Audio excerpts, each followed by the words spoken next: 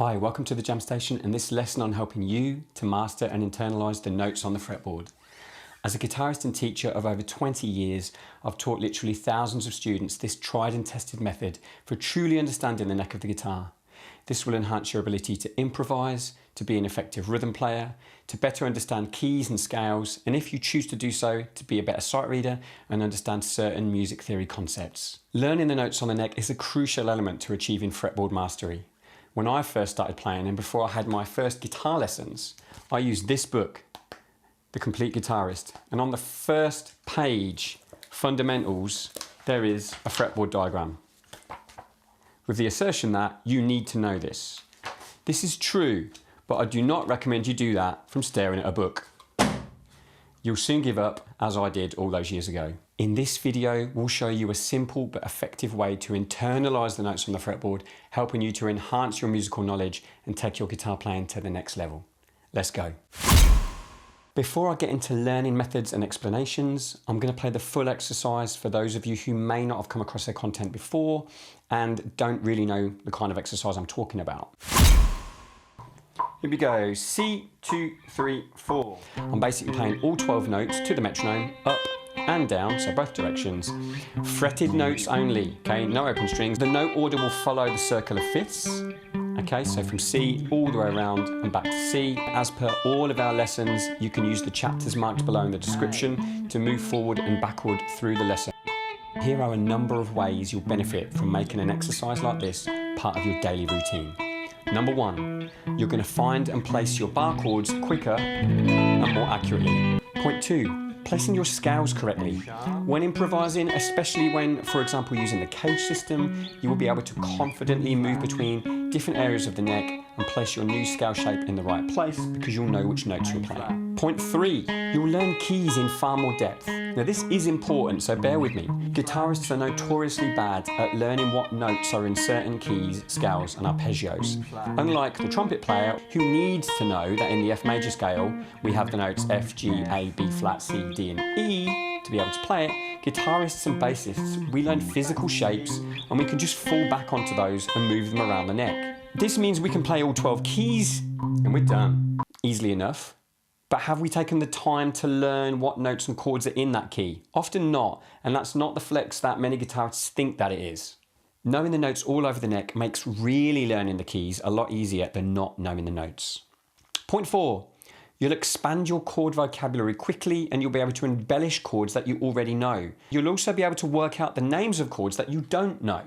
The rules of harmony and music theory, things that can make our musical experiences so much richer, they suddenly feel a whole lot more accessible once we're really familiar with our instruments. Fifth and final advantage is that being able to target specific notes in your solos and improvisation. So if I'm jamming over an E minor ninth chord, for example, and I wanted to target that ninth, which would be an F sharp over the E minor chord, then if I know where all the F sharps are on the neck, then there are no dead spots on the neck where I'm going to get lost. I can target that chord change and produce sophisticated slinky lines wherever I'm improvising. Okay, the lesson. I'm going to start at the very beginning and show you how to count along the string and name the notes because that's fundamental and not everyone watching this video will be able to do that. If you do know how to count up the string and name all the notes, brilliant. Feel free to skip to the next chapter. I'm going to start on the low E string and move up, okay? You'll notice that when I'm ascending fret by fret, each note is followed by its own sharp. So what I mean by that is, if we have an F at fret 1, we have F sharp at fret 2, G at fret 3, so G sharp at fret 4, A at fret 5, so A sharp at fret 6. This is on the piano, you'd be going white key, black key, white key, black key. Now, there are two exceptions to this rule with sharps and flats, and those are B and E. Put them together, they spell the word B. Okay. Now for 99% of the music that you will play and for the purposes of all of this lesson, neither B or E will be followed by a sharp. So B will advance directly to C and E will advance straight to F. You can check this on a piano if you wish, where B and E are the two white keys that do not have a black key next to them. So carrying up along our string, fret 7 is B. So I'm going to go straight to C at fret 8, not B sharp. Okay. C sharp is fret 9, D at fret 10, D sharp at fret 11, and then back to E, our open E at fret 12. Okay, this is an octave higher than the open string E, E. It's a 12 fret jump. And then E goes straight to F at fret 13, no E sharp. Now, hopefully that makes sense. Feel free to write that down.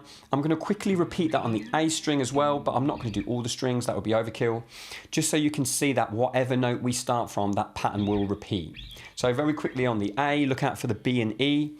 A goes to A sharp, B goes straight to C, C goes to C sharp, D goes to D sharp, E goes to F, okay, no E sharp, F goes to F sharp at 9, G goes to G sharp, and then we're back to A at fret 12. Again, that's the octave, 12 frets. Okay, that's an A, that's an A. Let's get into the exercise and use that knowledge of fretboard construction to find and memorize all of our C notes. We're going to start just with Cs. And remember, we're only playing fretted notes. So, we found that there was a C at fret 8 on the bottom string, and there was a C at fret 3 on the A string. So play them. C, C, 8, 3. Okay, it's going to be a fair bit of repetition here, but it will pay off, believe me. Now, lots of players will know those two notes anyway because they'll play bar chords. There, you'll play a C or a C minor, or you may have played a C minor pentatonic. Okay, you may have played a C major scale, etc. Okay, so you've probably come across those as C before. If not, it doesn't matter. But you may not have learned any Cs beyond those bottom two strings. You may not have had to. So let's also look at the D and G strings, the next two strings. Now we just discovered with the E and A strings what an octave is. It's the same note but higher. But we don't always need to jump up 12 frets to find our octave. We can also find an octave in position by moving up 2 frets and across 2 strings. So if I play those two notes, so here is 8, I'm going to go up to 10, across 2 strings, so 10 on the D string. You can see both of those notes are now the same, they're both Cs. Let's repeat that from fret 3 on the A string as well. C, up 2 frets, takes us to 5, across 2 strings, and we have another octave, okay? So let's play those 4 notes now. We're going to build this up slowly. So C, C on the E and D, and then C, C on the A and G. And now in order, we're going to go E8, A3, D10, G5. Okay? C, C, C, C. I nearly slid there. And I'll come back down as well.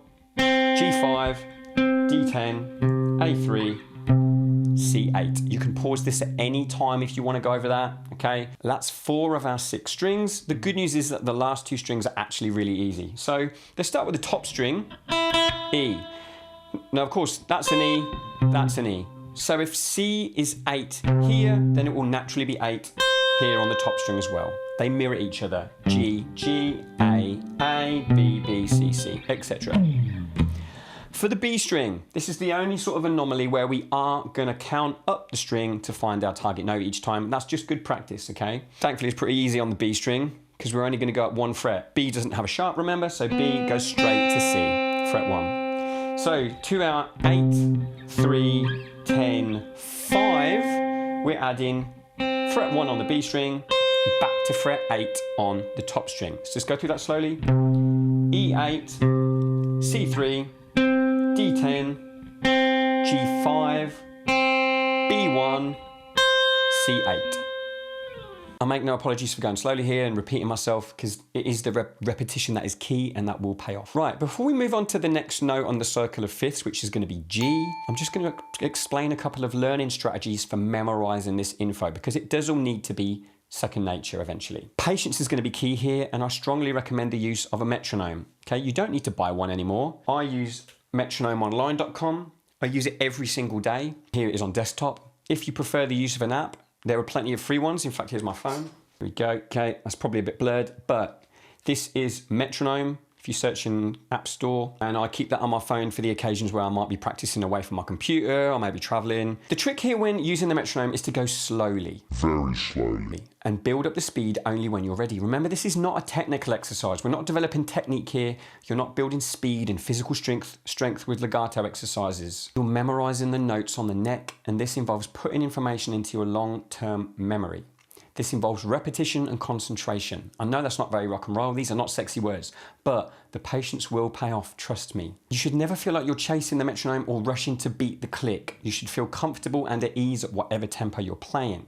So for example, with my students, I always suggest we start this exercise with one note every 4 metronome clicks, perhaps at 60 BPM. Let's hear that. So one note every 4 clicks. If I play the C's, it's going to sound like this. C, 2, 3, 4, C. This gives you plenty of time to remember where the next note is, not feel stressed, not feel rushed. Okay, it should feel relatively easy. 2, 3, 4, and then you would come back down again. I'm not going to do that for the sake of the video. Now that may seem slow, but that's fine. That's the idea even. Now once you know where exactly each note is in order in both directions, only then should you think about speeding it up. But that's not even the goal here. The goal is fretboard mastery, and that might take weeks to get through all 12 of those notes, but it's worth it. Let's repeat the process for one more note. Obviously I'm not going to do all 12 notes, that would take forever. In one video anyway. So the next note around the circle of fifths is G. Okay, we go up a fifth from C, we have G. So let's find them on the bottom 2 strings. You may already know them from your bar chords and scales. So G on the bottom string is at fret 3. You've played a G chord many times, I'm sure. And G on the A string is at fret 10. I'm giving you those 2, but you can count up, okay? So we can play various different G chords from there. So step 2 of our process was to use the octaves and find the notes on the D and G strings. So if we're starting at fret 3, we're going to go up 2 frets, across 2 strings. There's our octave, okay? Obviously I'm jumping a string. And if we're going from fret 10 on the A string, our octave, up 2 frets, across 2 strings, is going to be at fret 12 on the G string. You can hear they're the same notes. Let's play those as a 4-note loop quickly, just without the metronome. E3, A10, D5, G12, okay? Only fretted notes, and I'm staying within the 12 frets. Right, finally, the top 2 strings. Our process was to remember that the top string is the same as the bottom string, so 3 and 3. And then we're going to count up the B string. We're going to follow the process. So B, straight to C, no B sharp, C sharp, D, D sharp, E, straight to F, okay? No E sharp. F sharp, G. So we have a G at fret 8. Right, I'm going to add 8 and 3 to our other 4 notes, and we have E3, A10, D5, G12, B8, E3. Go up, come back down. That is 2 of 12 notes. This is the important part. It's all important, but this is the really important part. Don't try to learn all 12 notes in one go. Don't book the day off work and say to your missus or your partner, your fella, you know, I'm going to spend an afternoon learning all the notes on the neck. Don't do that. If you put aside time to try and learn all 12 notes, absorbing this information won't work. It won't stick. Even if you follow this system I've just outlined, and you need a lot of concentration to do that 12 times, even if you're using the metronome diligently, we're looking for long-term memory here. So that means learning the information well in small chunks. So my advice to you is to look at this as a 10 to 12 week project. Now I know that goes against the grain of YouTube guitar tuition where everything's like, learn this lick, learn this phrase, bang, boom, but this will pay off. This will change your guitar playing. That's not clickbait. So start your 12-week project starting with C and G, because those are the 2 notes we've done, and do them all week. Don't be tempted to advance. Start with C and G. After a week, you can add your D in, okay? The D is the next note around the cycle of fifths. I've actually listed those down below in the description. So for all of that week, you're going to practice C and G and your new note D. After another week, add A. That's the fourth note, okay? So after a month, you'll have a nice, easy to follow 4-note sequence, and you're getting used to running it every day. You're building habits, and your brain will start to adapt to the repetition, and the notes will start to sink in. But even as you start to build up the numbers of notes in your sequence, 6, 7, 8, keep the metronome tempo slow. It's not a race. You'll notice I do them all with downstrokes to get a nice even tone. I'm not alternate picking this for speed. Tips. Here are 5 little tips I learned while doing this exercise, and I hope they prove useful. Number 1 is tab. This is not an exercise to learn with tab. I could have tabbed this all out. I thought about it and sticking it up on Patreon, but that won't actually help you because we need to locate and find these notes ourselves. We need to go through the process I've outlined because that will help you visualize the octaves. That will help you memorize the fret numbers. Just reading them off tab won't. So tab will actually be counterproductive on this occasion. Don't try and tab it. Number 2. One little tip I picked up when practicing this exercise most days is to locate where you have straight lines of notes. Now what I mean by that, if we go with C as our first example, we have C's on 10 on the D string, 5 on the G string, 1 on the B string. So there's a nice straight line there. On G we have another one at 10, 10. No we don't. On G we have another one here at 12 on the G, 8 on the B, 3 on the top string. This will help you map your neck out quicker, and it will also give your brain a little bit of a break on a very low level, but you won't be skipping up and down quite so much. It's actually a chance for your eyes to take a breather. So learn where your straight lines are. Number 3, there are 2 notes which do not contain any straight lines. Okay, I've done this homework for you. Those are B and B flat. So for these 2, you are literally zigzagging your way across the neck. There are no straight lines. So if on B flat is going to be 6, 1, 8, 3, 11, back to 6. Okay, you'll notice I was always going up and down. That's fine, you just need to be prepared for it. B is the same, but a fret higher. 7, 2, 9, 4, 12, 7. So those 2 notes are slightly more hectic.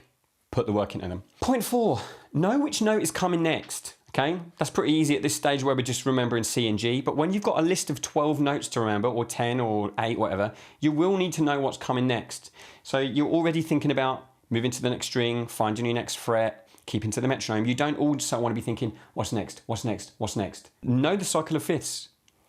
This is another reason why we're adding these notes in one at a time, so you can easily learn and memorize the sequence. You don't want to freeze, okay? So again, they're in the description below. Write them down, test yourself, memorize them in the order that they're coming. So that's one less thing to sort of panic about. They're there, you know what's coming next. Point 5, work out where your weak spots are and don't pretend they're not there, okay? I personally realized that when I was making mistakes in this exercise, it was often either D flat or A flat, so kind of in the middle, okay? Possibly because I used these notes less than other notes. Once I realized I was kept making mistakes on D flat and A flat, I practiced them more than the others. But put the work in, and this should actually be applied to all areas of your playing, not just this exercise. Improve what you're bad at. Number 6, I think I said 5, but there's actually 6. Be creative and test yourself. Now, on one of the shorts on this subject a few months ago, one fella commented that I was just memorizing the notes in order and I wasn't really learning where they are on each string. Now, of course, that's nonsense. I've been doing this for years and years, but he didn't know that. And he does actually, beneath the surface of that, he does actually make a fairly valid point, is that you don't want the exercise to become that. Make sure you're getting from the exercise what you want, which is really knowing the fretboard, not just memorizing a sequence of notes. So as a variation and to test myself, I'll sometimes do this where I go up and back string by string. So if we stick to C as our example, C, C, back down, then C, C, C, back down.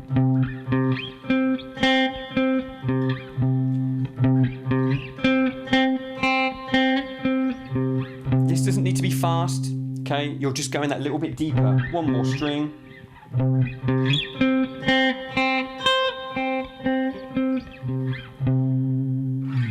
Going that little extra detail, that will pay off.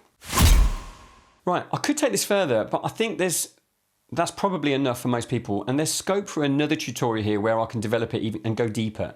So until then, thanks for watching this. Thanks for staying till the end if you have done. Remember, our Patreon is only $1 a month, but we're soon passing 2,000 subscribers on YouTube. We may have even done so by the time you watch this video. So when that happens, we're putting our Patreon up to $2 a month for new members. So if you want to get in and save yourself some money every month, get in now, put your dollar down. You'll get access to a huge amount of teaching material and you'll support this channel in the process. So come on, get over there now.